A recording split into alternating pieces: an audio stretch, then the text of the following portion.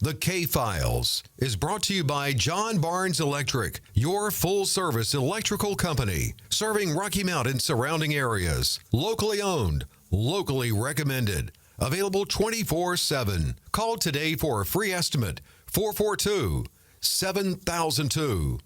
442-7002.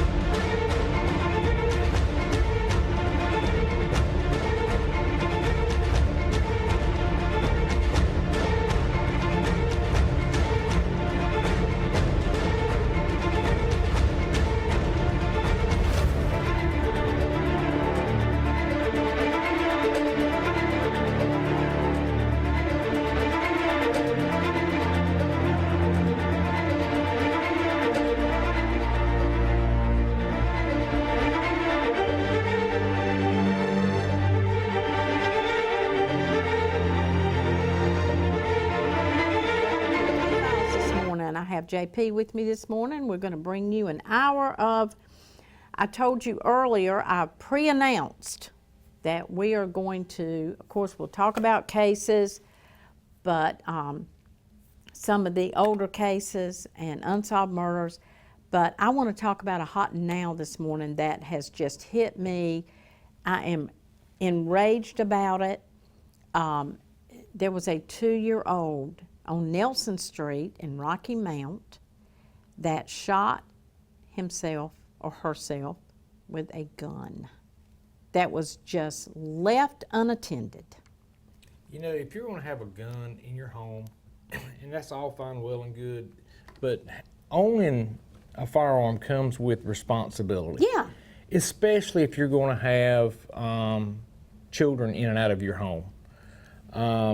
And that is keeping it in a safe location, as is required by law, and out of the reach of children. You know, we've actually had troopers fired for failing to secure their firearm.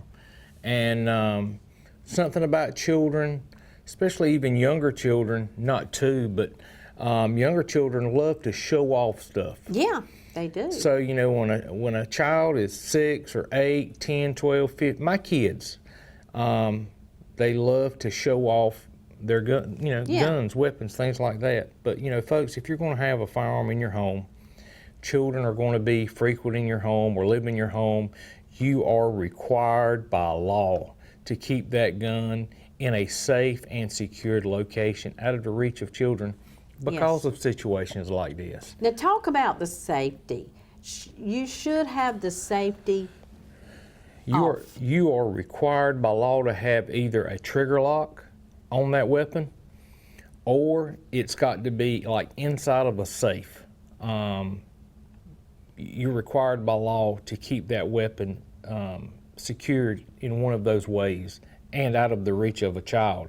See, the thing about that weapon is, if a child gets their hands on that weapon, children are smart. They know the functionality of a weapon. Right. Okay, and their digits of their fingers are extremely weak.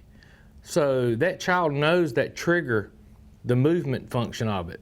Well, the strongest digit in a child is the thumb. So they recognize that to get that trigger to function, they have to reverse the gun, which puts the weapon pointing at themselves. Oh, gosh.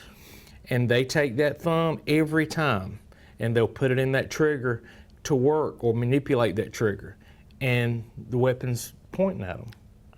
See, pointing at themselves. This is why I wanted JP to talk about this morning, because I knew he could bring some perspective that I really didn't have. You know, because he's a retired law enforcement officer. So what do? You want to keep a gun close to your bed at night. Like in my home, almost every firearm in my home is unloaded, and I keep the ammunition for these weapons in a separate location. And I But did you that want for to have it several loaded different. because it's no good if it's not loaded. I'm just talking about the guns that Right. Right. my rifle, Yeah. shotguns, things like that. Now, Right. the weapons that I have in my home for protection, I have them in a locked and secured Mm-hmm. location that I can put in my hand in seconds. Okay. But I'm not worried about a child coming in my home and having access to them. It's just not going to happen. But they are secured. Right. I've seen law enforcement officers take their handcuffs when they come home from work, and they take and they put their handcuffs in that in the trigger area, and you lock them behind the trigger so that the trigger can't be compressed. Okay. That's a form of locking. Yeah. But yeah, if you're going to have a firearm in your home, be a responsible gun owner. Secure that weapon to prevent something like this. God forbid, this should happen to you. And my heart goes out to this family, but it could have been prevented. Yes, it could have been prevented. Well, Anytime you buy a want me to tell you when firearm- it could have been prevented? When he didn't steal the gun. If he hadn't stolen a gun. Yeah, I understand. It was a stolen gun. Yeah. And there were 2 guns in the house. 2 like that. But, of course, and kids 2, 3, and 4 years old, that young, I mean, you talk about the show-off aspect as they get older, but kids 2, 3, 4, it's curiosity. It's a toy. What is that? It's a toy. I'm going to pick it up because what is that? It's a toy. They don't know. They Their don't. little brain don't even know. So they just picked it up and it just, And a lot of it goes back to the environment that child lives in. There's no telling how many times that child has seen an adult or another child with a gun. yeah. And they just, curiosity. They wanted to put it in their hand. They wanted to play with it. They wanted to manipulate that trigger. And, it's got that child in a bad situation, a bad spot. Well, the child wasn't being looked after. That's right. they Whoever said. introduced that weapon, that firearm to that home, they need to be held accountable. Absolutely, and I hope they will be. First of all, they need to get them for stolen guns. And second of all, accessory to or whatever, and I don't know what else. I don't know what other, charges they would have. Plenty. There's plenty of charges for that. So, Well, failing to secure Yeah, the failing firearm, to secure the starts firearm. with that. yes, it does.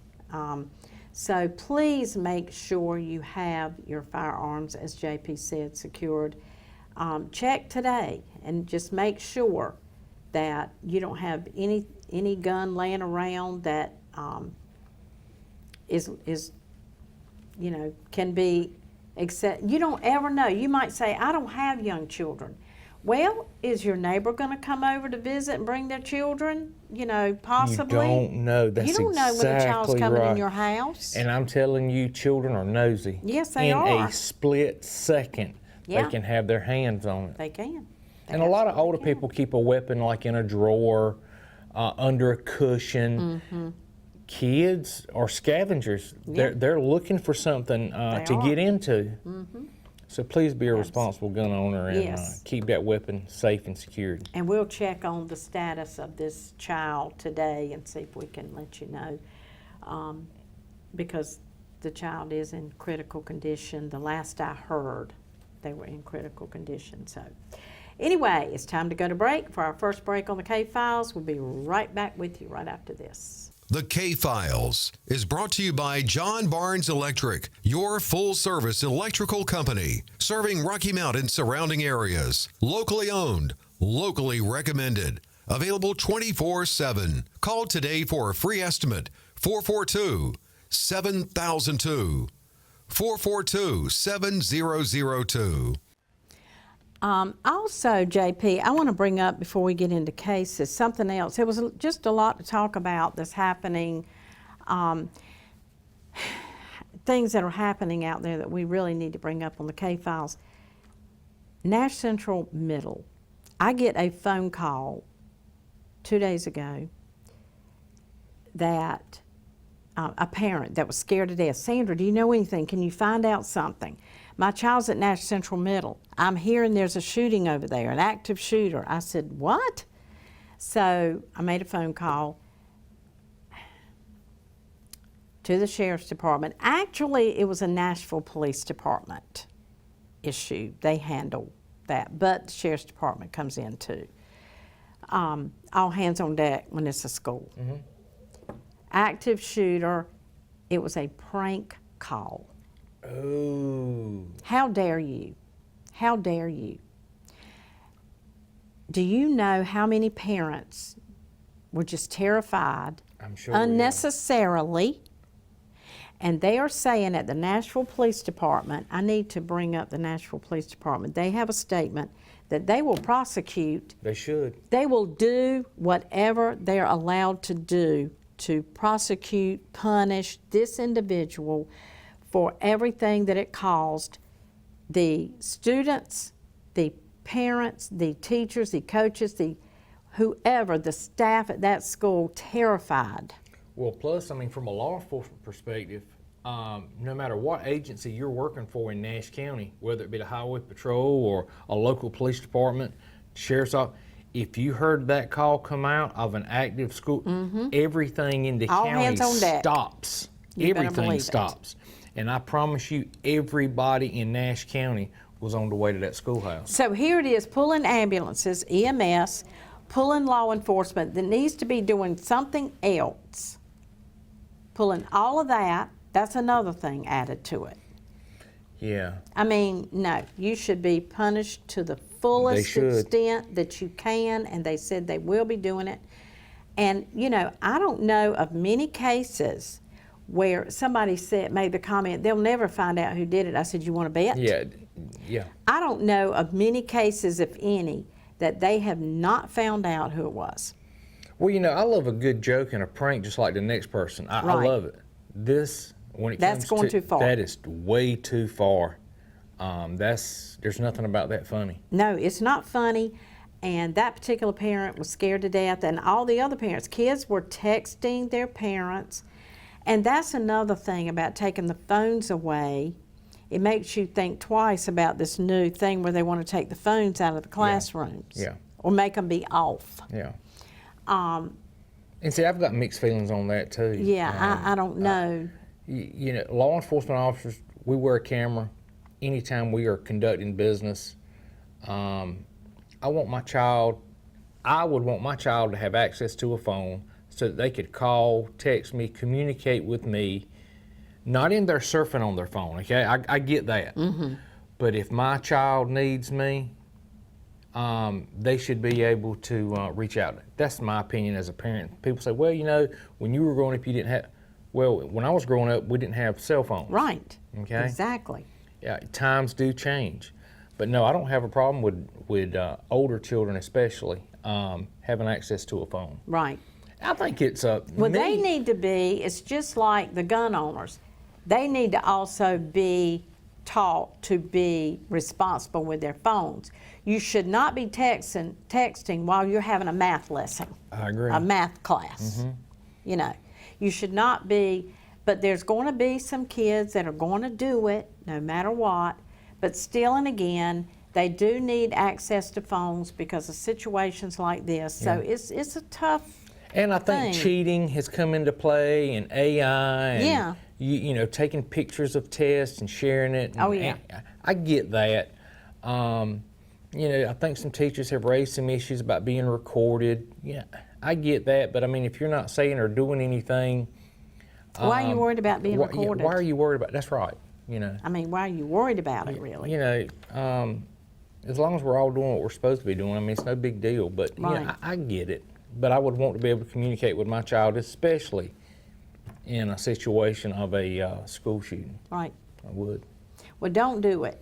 I mean, they're going to get you because like I said, I don't know of too many cases where they did not find who did it.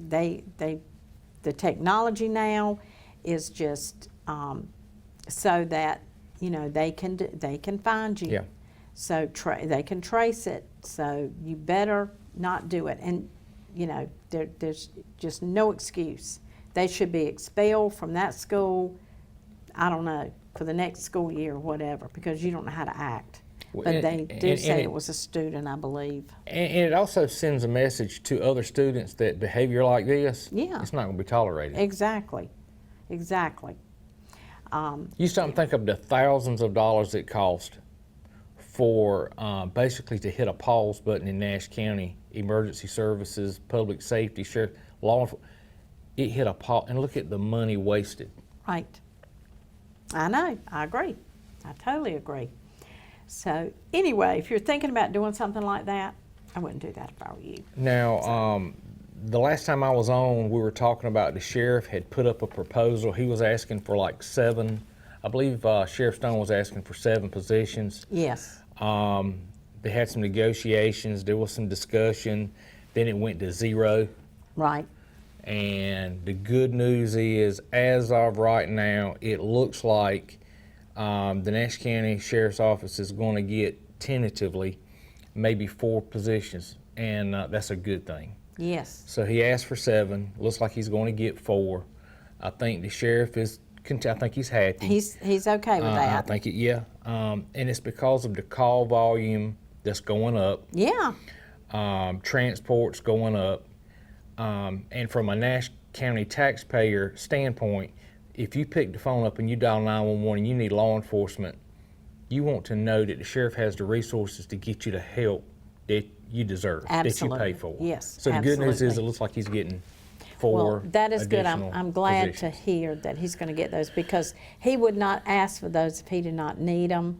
And as you said, we talk about the mental health all the time. The transports have increased, and it looks like the calls for service have increased. So anyway, I'm glad that he got the 4 positions, Yeah, and I'm me glad too. that he's happy with that, and we can put that to bed hopefully. And so, what else is going on with the budget? I think they're in the short rows. As far as the sheriff's office goes, I think that was pretty much the big ticket item. Now I see social services is they're finished with the state. The state is finished. They've pretty much completely turned it back over to Right. Nash County. Yes, I saw that's that my understanding yesterday. too. Okay. But I mean, I think that was really the only big thing on my radar was that of the sheriff's office. Okay.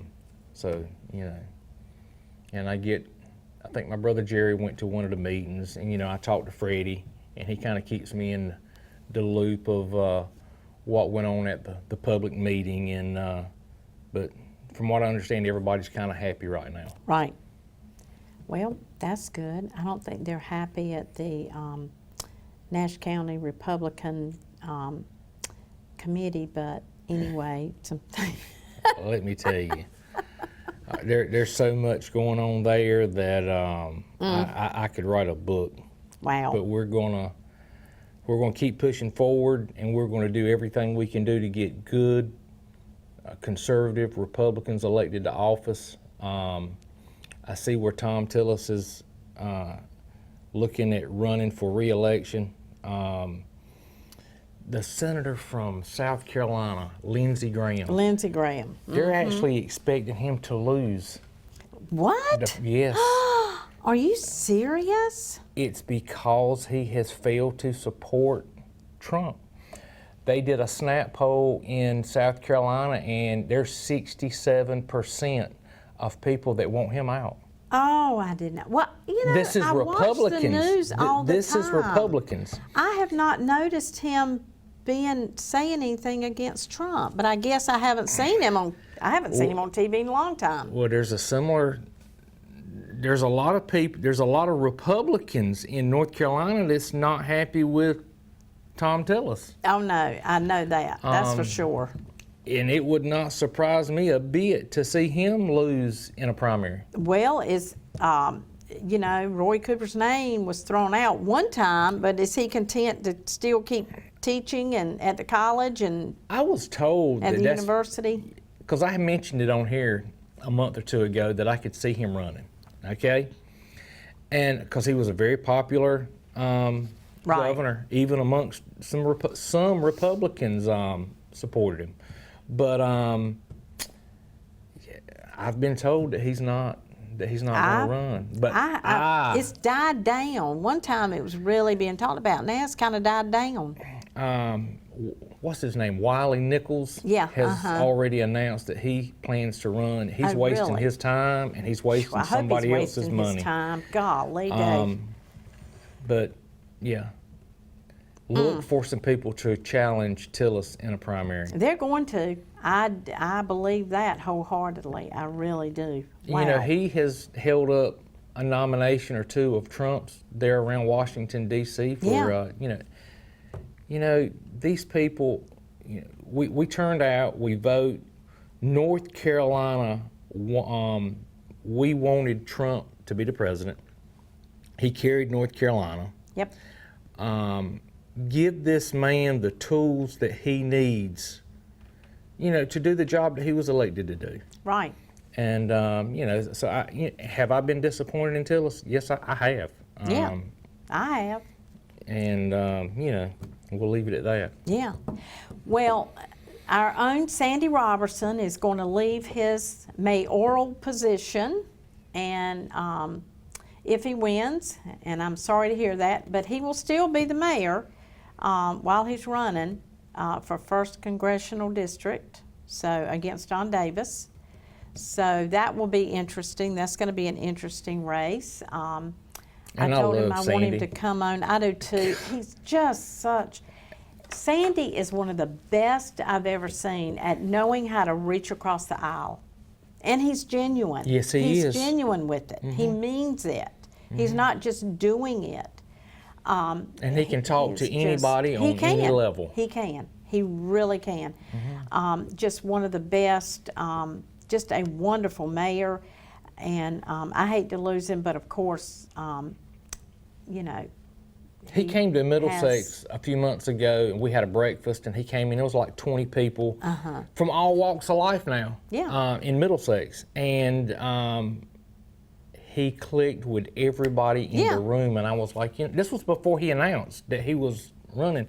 And I was like, this guy, that's a gift now. Oh, yeah, when you can surround yourself with people who are millionaires or billionaire, and you can come over here and, you know, click with a guy who's probably doesn't even have $100 in the bank, who's humble. I mean, that is a gift. Sandy can talk to anyone. I mean, and he will. I mean, he has, gosh, he's kissed many a baby and held a lot of hands and shook a lot of hands and all of that. I mean, Sandy has been there through, you know, people in our community. You know, I've seen him at the funerals. I've seen him at the weddings. I've seen him at, I mean, he just, cookouts. People invite him all the time to their barbecues and family reunions, and he goes. I see pictures on Facebook. So, I mean, he's just such a good person. But anyway, he'll be good leading the 1st Congressional District. So, anyway, we'll see what happens with that, but we hope he wins. He'll do well. I think he will. See who the next mayor will be for the city of Rocky Mount. So politics are getting interesting. Your brother Jerry Barnes, and I tell him I'm ready for him now that he is committed. We want to do an interview with Jerry. We have some other folks that have stepped up, and I believe I'm going to be able to make another announcement coming up probably by next week. So anyway, and you'll see that person on here, and you're going to love him. You know who he is, and you're going to love him, but I can't say right now. So anyway, interesting times in the political world. So we had a lot to talk about this morning.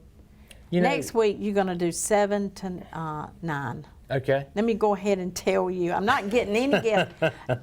Don't, you know, guests call me all the time, but don't, I'm not going, we're going to do 7 to 9, politics, and talk about who's running, who's filing in July, next year's politics. We're going to do all of that next Thursday on the show. So anyway. And I've had people ask me, why is politics important to public safety Yes. or crime or law enforcement? And the reason is, look at Washington, D.C.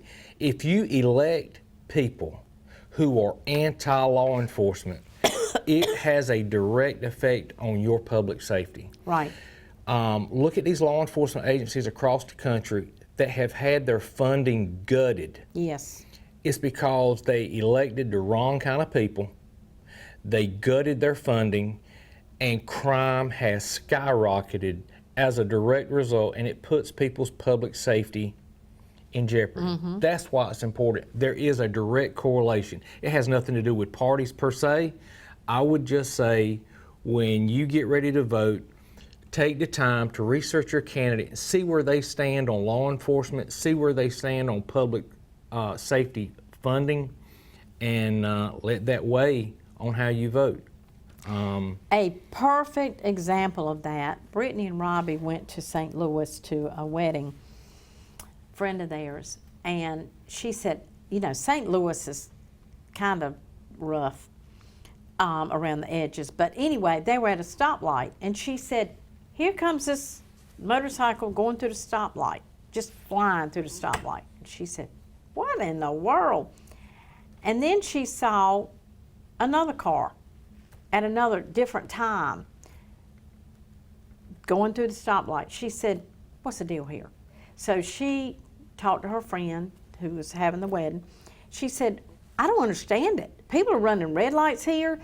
He said, oh yes. He said, we have lost so many, our budget was cut.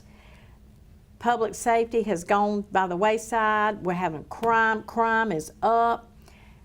All because they had some Democrats in there that got elected and they cut funding. And she said people were driving around the city like it was just crazy. She said, I was afraid we were going to have a wreck before we got out of there.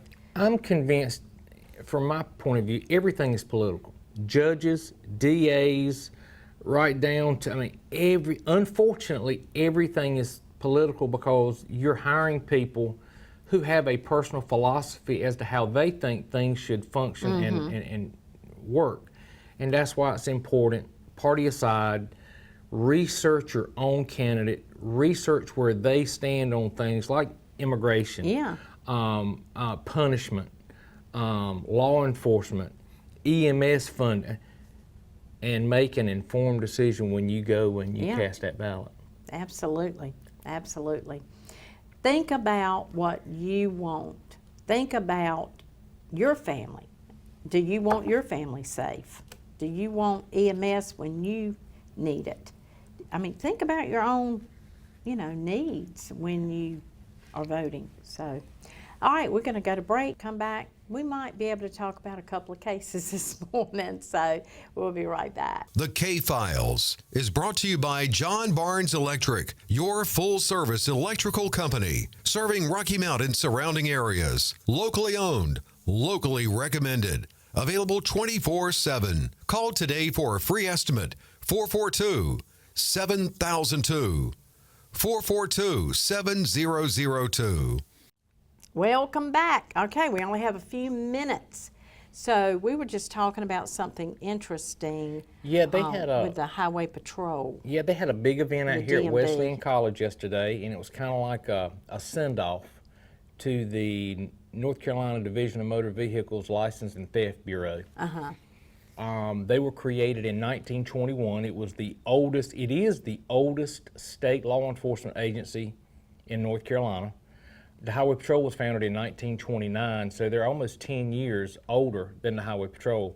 But anyway, the legislature decided last year to take the License and Theft Bureau, which is basically the enforcement arm of what's left at DMV. These are like your suit and tie inspectors that go around and make sure your car is safe to operate. They handle car thefts and things like that. So they had a send-off for them yesterday because beginning July 1st of this year, all of those law enforcement employees are going to roll over into the Highway Patrol. So they had a big thing out here for that. Interesting. So they will go through a short school, 8, 10, 12 weeks, and they will become state troopers. Wow. It's very similar to what was done in 2002, 2003 when Governor Easley transferred the size and weight or the motor carrier division of DMV into the patrol. This will basically be the second phase of that. Wow. So will they go through the same training as a highway patrolman on the street? Yes. See, highway patrol school used to be like 6 months long. Okay. Okay, they no longer do that.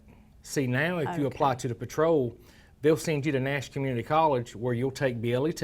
Okay. Then you go through like an 8 or 10 week highway patrol school in Raleigh or at Garner, and you graduate a trooper. Is that because they're short of help? Yes. Yep. Wow. Yep. Okay. They are having a staffing issue like's never been seen on the highway patrol. I've heard people say that. God. In the early 90s when I was applying, they would have 2,000 people apply for 50 positions. And now they can't get 100 applicants for 100 positions. Well, you know, the job of the highway patrol, if you think about it, a deputy sheriff can serve warrants, which can be dangerous too, but they can do so many different things. Highway patrol, you're stopping cars. You're stopping cars. There's always been a joke that says, you know, but it is kind of true. We work ditch to ditch. Yeah. What we do focuses on transportation and highway safety. You know, we can arrest for other things, but that's our focus. We don't work typical murders. I mean, that's the police department and the sheriff's department in North Carolina. In other states, believe it or not, state police actually works crimes like that. But in North Carolina, we focus on highway safety. So you don't ever know what you're stopping on that road. You're on a highway. You're on 95, 64, whatever highway you're on, 40, wherever you're at. You're stopping cars. Yeah. And you're seeing people that are from everywhere. And it's no telling. And you know, we've had situations where we stop cars and it's like a rolling domestic where a husband and wife are literally fist fighting. Or we pull into the rest area and there's a domestic situation that just unfolds in front of us. Or we find a dead body in the rest area. I mean, there's been times where we pretty much, things were dropped in our lap and we just handle them and keep going. Right. But as a general rule, yeah, sheriff's departments and local law enforcement handle, you know, other crimes. We just concentrate on highway safety. Well, why the shortage? That is a good question. I mean, why? Is it because people they realize how dangerous it is now? This is where I'm going to get political again. Like I said a while ago, I think everything goes back to politics. About 10 years ago, 12 years ago, we had politicians that were hammering law enforcement's corrupt, law enforcement abuses people, law enforcement is racist. Right. Who wants to be a part of something like that? Yeah, you don't want to go through all that mess. No, you do not. When you're just trying to do your job. You're just out there trying to do your job, and then somebody pulls a race card or somebody, absolutely. When I got in law enforcement 20, 30 years ago and I stopped a kid speeding leaving high school, I wouldn't write that kid a ticket for speeding. I would put him in my car, I'd give him a little lecture, and I'd say, give me your mom or dad's phone number, and I would call the mom and dad. And let me tell you something, that mom and dad would like, when he gets here, thank you for calling me, I'm gonna handle that situation. Yeah, that hurt him a lot worse than that ticket did. Now, just before, and I did that throughout my career. That was mean. Because, well, a trooper did it to me. Okay? Really? And it worked. And right there towards the end of my career, I stopped a kid and I called his mom, and his mom was like, who do you think you are to call me? And I thought, you know, I wasn't expecting that. Golly, I guess you were. She's like, who do you think you are to call me and tell me my child is speeding? And I thought, you know what? That's so funny. This just goes to tell you how society has changed. Yeah, it's It's just like not my son. Yeah. And I thought, you know, and I never did it again after that. If I stopped them, That's I a put them in shame. the book. Yep. Put them in the book. Golly. Isn't that something? All of us had to suffer because that lady. But anyway, yeah, it just makes you, I wondered, and I guess you're right. It's I guess society. It's just It's so society. much mess now. It's a shame because we need to be safe. We need highway patrol. We need our sheriffs. We need our police officers. We need it all. And there's a shortage everywhere. In every agency, there is. are shortages. So, I dare say Keystone is getting 4 positions, and he'll probably have a hard time recruiting for them. But anyway, he'll get it done. But anyway, that's all for today. We'll see you back next week. Thank you, JP. Yes, ma'am. And we will see you on the K-Files, 8 a.m. next Thursday. The K-Files is brought to you by John Barnes Electric, your full-service electrical company, serving Rocky Mount and surrounding areas. Locally owned, locally recommended. Available 24/7. Call today for a free estimate. 442-7002. 442-7002.